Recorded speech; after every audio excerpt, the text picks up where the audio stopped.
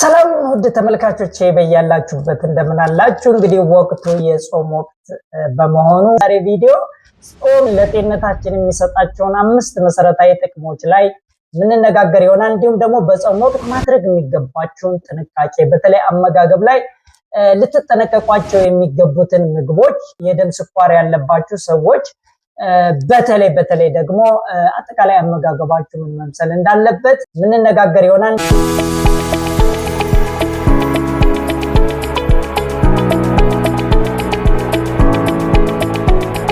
ስለዚህ ጾም ለጤንነታችን የሚሰጣቸው መሰረታዊ ነገሮች ምንድናቸው ስንል በመጀመሪያ እንግዲህ ምንድነው አንድ ሰው ለ12 ሰዓት ከምግብ በሚርቅበት ወቅት ግሮዝ ሆርሞን የምንላቸው አጠቃላይ ጤንነትን ሴሎችን የሚያድስ ወሳኝ የሆነ ሆርሞን። ስለዚህ ይሄ ግሮዝ ሆርሞን መመንጨቱ ሴሎች እንዲታደሱ በማድረግ የሆርሞን ሚዛንን በመጠበቅ በኩል አጠቃላይ የሰውነታችን እድገቱን በማስተካከል እንግዲህ ግሮዝ ሆርሞን በብዛት በጾም ወቅት በተለይ ከ12 ሰዓት በላይ ምግብ የማንመገብበት ወቅት ለጤንነታችን በጣም አስፈላጊ የሆኑ እንደዚህ አይነት ሆርሞኖች እንዲመነጩ ያደርጋል።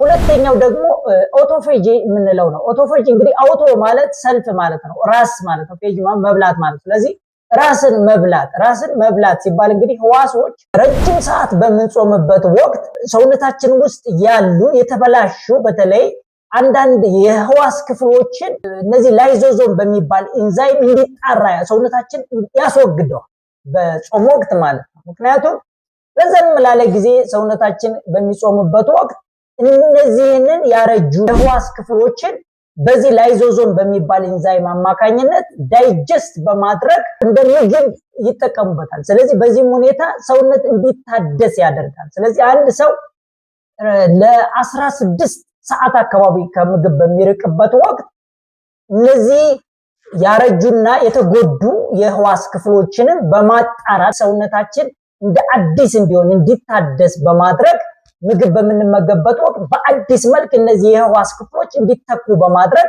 ከፍተኛ የሆነ የጤና ጠቀሜታ እንድናገኝ ያደርጋል። ይህንን እንግዲህ አንድ ጃፓናዊ ሳይንቲስት ነው የኖቤል ተሸላሚ አድርጎታል። ይሄን ምርምር ያገኘበት ማለት ነው። ራስን መብላት የሚለው ኮንሴፕት ወይም ደግሞ ቲዮሪ በማሳደግ የኖቤል ተሸላሚ ያደረገው ነው። ሶስተኛው ጠቀሜታ ደግሞ ኪቶሲስ የሚባለው እንዲካሄድ ያደርጋል። እንግዲህ ኪቶሲስ ምንድነው? ሰውነታችን ኢነርጂን ወይም ኃይልን ከሁለት መንገድ ነው የሚያገኘው። አንደኛው ከግሉኮስ ነው። ግሉኮስ ማለት እንግዲህ ስኳር፣ ማንኛውም ካርቦሃይድሬት ከተመገብን በኋላ ወደ ስኳር ሄዶ ነው ከዛ ነው ኢነርጂን የምናገኘው። ሁለተኛው ደግሞ ኪቶን ከምንለው ነው። እነዚህ ደግሞ የቅባት ወይም ፋት የምንለውን በማቃጠል ሰውነታችን ወደ ኪቶን በመቀየር ለኢነርጂ የሚጠቀምበት አማራጭ ያገኛል።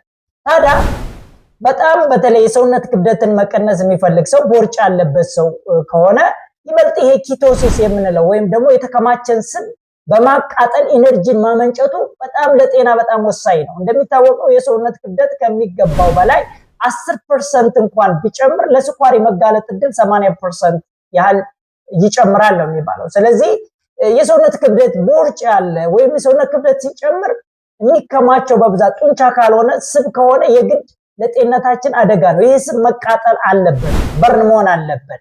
ስለዚህ ያንን ለማድረግ የግድ ኪቶሲስ የምንለው ሂደት ውስጥ መግባት አለበት። ይሄ ኪቶሲስ የሚባለው ሂደት የሚመጣው በጾም ነው። ስለዚህ በዚህ ጾም ወቅት ሰውነታችን ያለውን ኢነርጂ በሙሉ ይጠቀምና የሚቀረው በሰውነት ውስጥ የተከማቸውን ስብ ወደ መጠቀም ይሄዳል። ስለዚህ ሰዎች የሰውነት ክብደት የሚጨምሩት ባላቸው ምግብ ላይ ሌላ ምግብ እየጨመሩ ነው። ለምሳሌ ፍሪጅ ውስጥ ምግብ ቢኖራችሁ ሌላ ምግብ እያመጣችሁ እንደማከማቸት ነው። በጾም ወቅት ግን ሰውነታችን ያከማቸውን ኢነርጂ ከተጠቀመ በኋላ ሌላ የኢነርጂ አማራጭ ይጠቀማል። ሁለት አይነት ኢነርጂ ነው ያለው ብያችኋለሁ፣ ግሉኮስ እና ኪቶን። ኪቶን እንግዲህ ስብን በማቃጠል በኩል ነው የሚመጣው። ስለዚህ የተከማቸን ስብ ለማቃጠል፣ የሰውነት ክብደትን ለመቀነስ፣ ቦርጭን ለማጥፋት ኪቶሲስ የምንለው ሂደት ውስጥ ለመግባት ጾም በጣም ወሳኝ ነው። የደም ስኳርን ለማስተካከል በተለይ አይነት 2 የስኳር ህመም ያለባቸው ሰዎች ጾም በጣም ወሳኝ ነው። ጥንቃቄ ማድረግ የሚገባን ግን እዚሁ አጋጣሚ መናገር የምፈልገው አይነት 1 የስኳር ህመም ያለባቸው ሰዎችና ኢንሱሊን የምትወስዱ ሰዎች ምትጾሙ ከሆነ የደም ስኳራችሁ ሊቀንስ ስለሚችል እናንተ ጥንቃቄ ማድረግ ይኖርባችኋል። እናንተ ከሃይማኖት አባቶችም እንዲሁም ከሐኪሞች ጋር መመካከር አለባችሁ። ኢንሱሊን እየወሰዳችሁ ያላችሁና አይነት 1 የደም ስኳር ያለባችሁ ሰዎች ምጾሙ ከሆነ የደም ስኳራችሁ በከፍተኛ ደረጃ ይወርዳል። ስለዚህ በዛ ውስጥ ችግር ውስጥ እንዳትገቡ ጥንቃቄ ማድረግ አለባችሁ።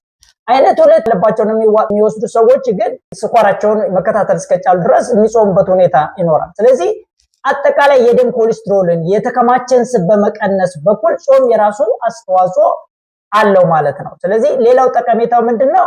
ሰውነታችን ኪቶሲስ ውስጥ እንዲገባ በማድረግ የተከማቸውን ስብ ጠቀምበት በማድረግ ቦርጭ ለመቀነስ የሰውነት ክብደትን ለመቀነስ ጤንነትን ለማስተካከል ጾም ወሳኝ ጥቅም አለው ማለት ነው። ሶስተኛው ደግሞ የሰውነት ብግነት ወይም ደግሞ ኢንፍላሜሽንን በመከላከል ጾም ትልቅ አስተዋጽኦ አለው።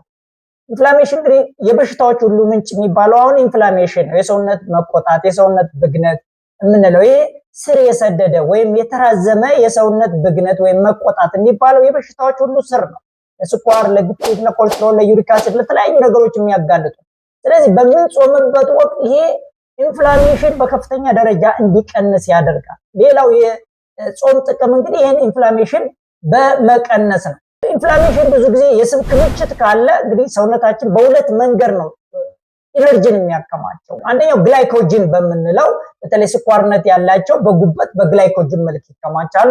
እንዲሁም ደግሞ በፋት በስብነት መልክ ምግብ ይከማቻል ማለት ነው። ይሄ በተለይ በስብነት የሚከማቸው ምግብ በጣም ስብ በሰውነታችን የስብ መጠን እየጨመረ በሄደ ቁጥር ለበሽታ ምንጭ ነው። አሁን ቦርጭ አካባቢ ላይ የተከማቸ ስብ ለበሽታ ሊያጋልጥ የሚችልበት ሁኔታ አለ። ያም አልፎ ከዚህም ባለፈ ደግሞ የሰውነት ብግነት፣ የሰውነት መቆጣት የሚባለውን ነገር በተለይ ቪሰራል ፋት የሚባል በጉበት አካባቢ፣ በቆሽት አካባቢ፣ በልብ አካባቢ የውስጥ ስብ የሚባለው የሚከማቸው ስብ የኢንፍላሜሽን የሰውነት ብግነት የተራዘመ የሰውነት ብግነት ምንጭ ነው። ያ ደግሞ ስር ለሰደዱ በሽታዎች ተላላፊ ላልሆኑ በሽታዎች አጋላጭ ነው። ስለዚህ ይህንን በመቀነስ በኩልም ጾም የራሱ የሆነ አስተዋጽኦ አለው ማለት ነው። ሌላው ስቲም ሴልስ ስላቸው እንግዲህ ሴልን በማደስ በኩል የሰውነታችን እንዲታደስ አዳዲስ ህዋሶችን በመገንባት በኩል በጣም ወሳኝ የሆኑ ህዋሶች አሉ፣ ስቲም ሴልስ የምንላቸው ማለት ነው። እነዚህ ስቲም ሴልስ እንግዲህ አዳዲስ ህዋሶችን በማምረት ሰውነታችን እንዲታደስ ለማድረግ በጣም ትልቅ ጠቀሜታ ያላቸው ነው። ስለዚህ በጾም ወቅት እነዚህ ስቲም ሴል ስራቸውን የበለጠ እንዲያቀላጥፉ በማድረግ ጾም የራሱ የሆነ አስተዋጽኦ አለው። ምግብ መቀነስ በጠቅላላው በጣም ወሳኝ ነው። የምግብ ድግግሞሽን መቀነስ፣ የምግብ መጠንን መቀነስ ለጤንነት በጣም ወሳኝ ነው። የሰውነት ክብደትን መቆጣጠር ወሳኝ ነው። እንደውም አንድ የሚባል አባባል አለ። ምግብን እንደ መድኃኒት የማንወስድ ከሆነ መድኃኒትን እንደ ምግብ እንወስዳለን ማለት። ጤንነታችን በምግብ የማናከመውና የማንንከባከበው ከሆነ በመድኃኒት ጤንነታችን ማከም ግዴታ ሊሆን ይችላል። ስለዚህ በዚህ ውስጥ አጠቃላይ ትልቁ አስተዋጽኦ ጾም ነው። ጾም የምግብ ድግግሞሽን ይቀንሳል፣ የስብ ክምችት ይቀንሳል። የስብ ክምችት በሚቀንስበት ወቅት ሰውነት ብግነት መጋለጡ ይቀንስና ስር ለሰደዱ ወይም ደግሞ ተላላፊ ላልሆኑ በሽታዎች የመጋለጥ እድሉን በከፍተኛ ደረጃ ይቀንሳል። ከዛም ባለፈ ደግሞ ሰውነታችን እንዲታደስ ስቲም ሴልስ የሚባሉት ስራቸው እንዲቀላጠፍ ለማድረግ ጾም የራሱ አስተዋጽኦ አለው። የመጨረሻው መረጃ ደግሞ ምንድነው? ሰዎች በሚጾሙበት ወቅት በሽታ የመከላከል አቅማቸውን ይጨምራል የሚሉ መረጃዎች አሉ። በተለይ ለተራዘመ ሰዓት የሚጾሙ ከሆነ ማለት ነው። ከላይ የዘረዘርኩላችሁን በጾም የምታገኟቸውን ጥቅሞች በሚገባ ለማግኘት አንደኛ ጣፋጭነት የበዛባቸው ምግቦች ላይ በፍጹም ጥንቃቄ ማድረግ አለባችሁ። በዘይት በጣም የሚጠበሱ ምግቦችን መመገብ የለባችሁም። መጾማችሁ መልካም ሆኖ ጣፋጭነት የበዛባቸው የኢንዱስትሪ የተቀነባበሩ የሚወጡ ምግቦችን ፕሪዘርቫቲቭ የተጨመረባቸው የሚጠባበሱ ምግቦችን እንደ ቺፕስ የመሳሰሉትና የጁስ ምግቦችን የምትመገቡ ከሆነ ሌሊት ተኝታችሁ ስለምታድሩ በተለይ የደም ስኳር የሚጨምርበት ሁኔታ አለ። ስለዚህ ማታ ላይ በጣም የምትመገቡት ምግብ ላይ ከፍተኛ የሆነ ጥንቃቄ፣ ጤናማ የሆነ አመጋገብ መመገብ አለባችሁ በዚህ ጾም ወቅት ቢሆን ማለት ነው። በስተመጨረሻ ድጋሚ የምናገረው የደም ስኳር አይነት 1 ያለባችሁና ኢንሱሊን የምትወስዱ ሰዎች በዚህ ጾም ወቅት ጥንቃቄ ማድረግ አለባችሁ። በተለይ ኢንሱሊን መርፌ ወስዳችሁ የምትጾሙ ከሆነ የደም ስኳራችሁ በከፍተኛ ደረጃ ሊወርድ ስለሚችል ከፍተኛ የሆነ ጥንቃቄ ማድረግ ይኖርባችኋል። ቀጣይ በሌላ ቪዲዮ እስክንገናኝ ድረስ ሰላምና ጤና ከእናንተ ጋር ይሁን።